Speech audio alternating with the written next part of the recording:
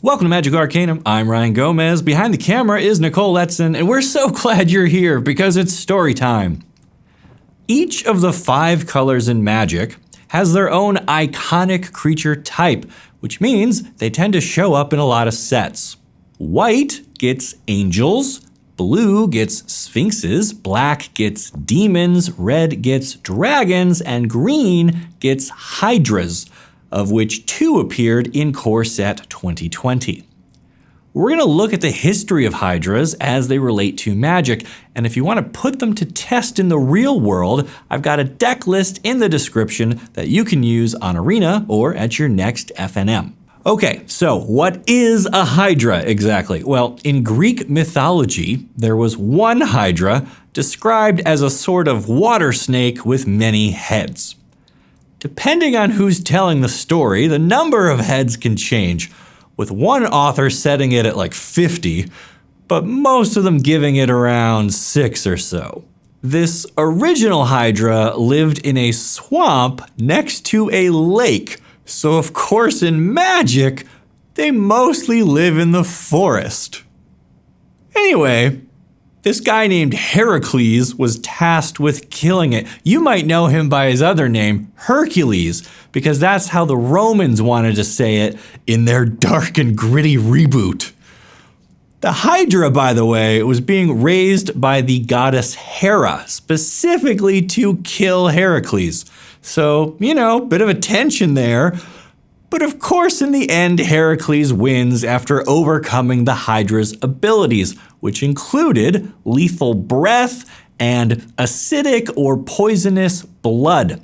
Later retellings of the story also gave the creature the ability to grow back lost heads, which was a small problem for Heracles, before he realized he could just cauterize the open wounds with a flaming sword and stop any more heads from growing. And that's it. That's one Hydra in all of Greek myth, and it was defeated and never heard from again, but somehow became a staple monster for fantasy storytelling and even appeared in the earliest versions of Dungeons and Dragons back in 1977. From there, it was just a short leap over to Magic the Gathering, where the game's very first set included Rock Hydra, which was red.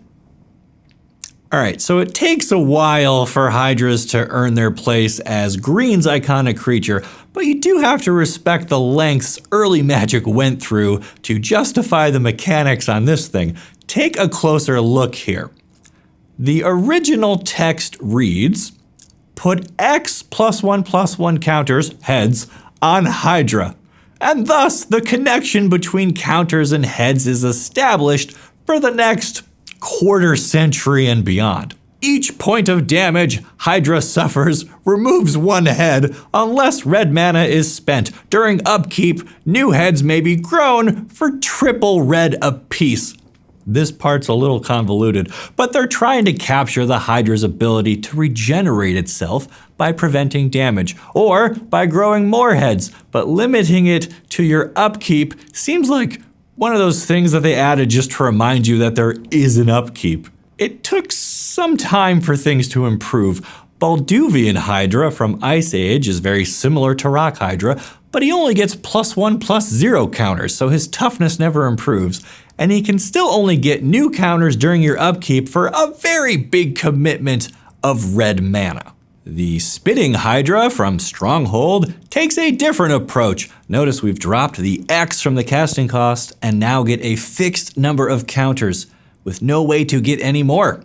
Instead, we can spend counters to deal damage, which seems to represent the Greek Hydra's deadly breath weapon. Molten Hydra from Urza's Legacy keeps the ability to trade counters for damage, but also gives us a way to create more, which is good because it starts with none. Now, as far as I can tell, none of these early Hydras had much to do with the story at the time.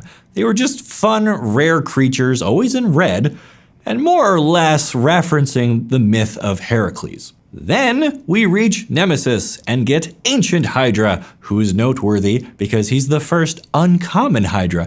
Can you imagine looking around one day and being like, man, what's with all these Hydras everywhere?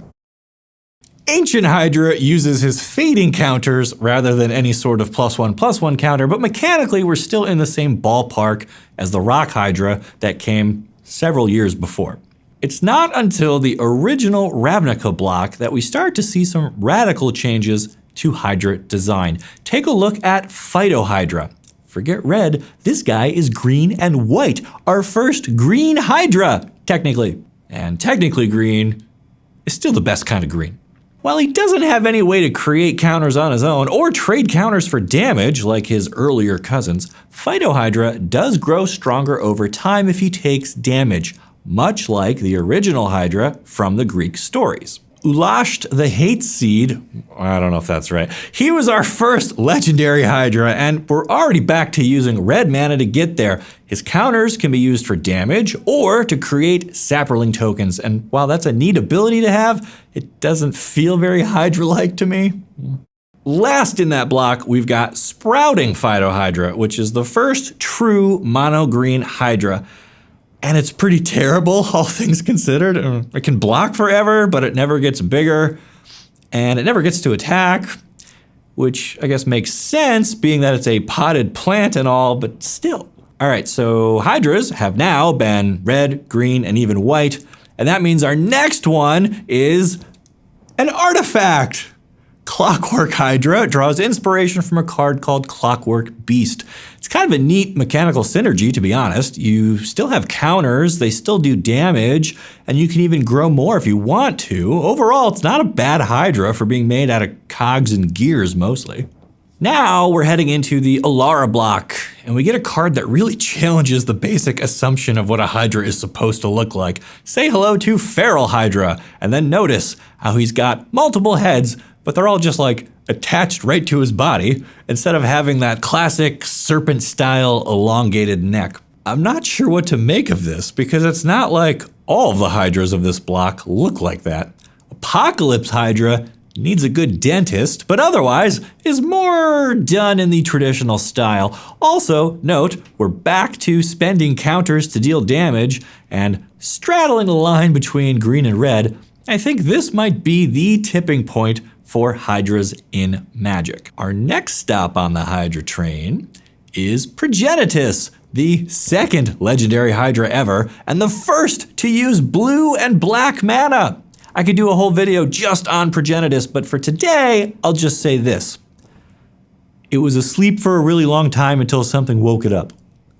Anyway, Progenitors is super cool, but only looks like a Hydra. It doesn't follow any of the established mechanics that we've seen on other Hydra cards so far. Luckily, we get right back on track with Protean Hydra from M10. He might be the most Hydra to ever Hydra. It starts with however many counters you want, so you get to breed it to the right size for your opponent, like Hera did with the Greek Hydra. Then it takes damage and you just remove counters, symbolizing the heads being cut off. Finally, if your Hydra lives until the end of the turn, each of those removed heads grows back as 2, just like in the ancient stories. And this card is only like $2. Do you guys not realize how well designed it is? No? Okay, maybe you want something flashier. How about Kalani Hydra from Rise of the Eldrazi? No more tiptoeing around the green. This guy is rocking 8 pips of broccoli and gives us our first Hydra with Trample. If you've got any sort of Nylea green Devotion deck, this guy's definitely worth the $11. If you prefer to poison your opponent rather than kill them with regular damage, you'll be happy to know that the Phyrexians also got their hands on a Hydra. This is another clever design using -1/-1 counters to show the Hydra diminishing as it takes damage as a twist on the usual +1/+1 abilities. The first Commander deck series gave us Hydra Omnivore, which does a pretty good job showing how having multiple heads can let you actually attack several things at once. Hey, remember in our Modern Horizons Easter egg video when I talked about Heroes of Might and Magic? The Hydra in that game can also attack multiple targets at once. So this guy gets some nostalgia bonus points, I think. Anyway, Primordial Hydra from M12 is a more familiar mechanical design. We still get counters, and those counters grow over time and ultimately reward you with trample, which all feels very green. Note that the lack of red now means most Hydras cannot deal out damage, but that's okay. The key aspects of the Greek myth are still there. Of course, as soon as I say that, Dragon's Maze gives us Savage-born Hydra, which is another red one. You still can't turn those counters into damage though. And between you and me, Hydras on Ravnica are starting to feel weird. The plane already has giant worms and hellions, and making them each feel mechanically and artistically different has got to be getting hard at this point. Fortunately, we're just one core set away from the golden age of Hydra cards. M14 gave us Colonian Hydra and Vastwood Hydra, which are the first of their species to really care about counters going on other creatures. And that was kind of a theme for the set. Finally, we enter the plane of Theros, which was based around Greek mythology. You'd think that, of all places, this one would have the best Hydras, and, well, kind of. We get another legendary Hydra with Pelukranos, World Eater. A 5/5 creature for just 4 mana at that point in Magic's history was pretty good, and an activated ability that could threaten a lot of damage at any time was also something to watch out for. But for me, this felt like another generic big green creature, not really a Hydra as we've come to know them. Mistcutter Hydra was another odd one. He's the only Hydra printed to date with haste, and he's very clearly designed to beat up on blue decks, which to me is funny because remember, the original Hydra and inspiration for all of these cards was an amphibious creature. It lived in a swamp next to a lake. And yet, aside from Progenitors, we still haven't seen a Hydra that's blue or black. And Theros doesn't change that. All the rest of the ones from this block are just green and have pretty straightforward designs that let them get more +1/+1 counters. I kind of expected more from the birthplace of Hydras. Perhaps we'll get another shot at it on a future visit to the plane. Magic 2015 had something unique going for it. A handful of cards were designed by, I'll say celebrities, I guess. And one such card was Genesis Hydra, which was the creation of George Fan, best known for Plants vs. Zombies.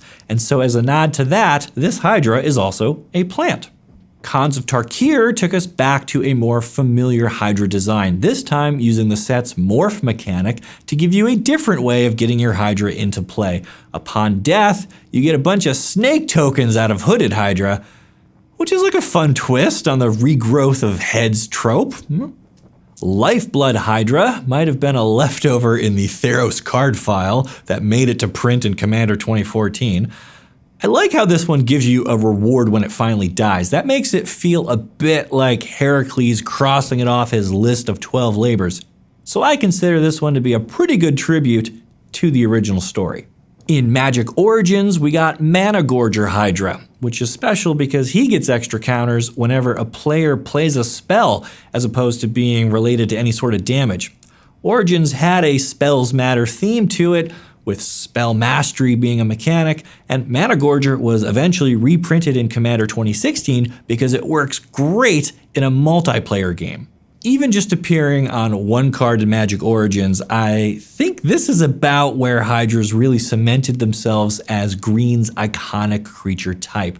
By this point, they'd appeared in green more than any other colors, and they'd been proven to fit the creative needs of many different planes, often by slightly twisting the +1/+1 counters mechanic. This trend continues with Oran Reef Hydra from Battle of Zendikar, where the counters were connected to the landfall ability that's become a signature mechanic for this plane.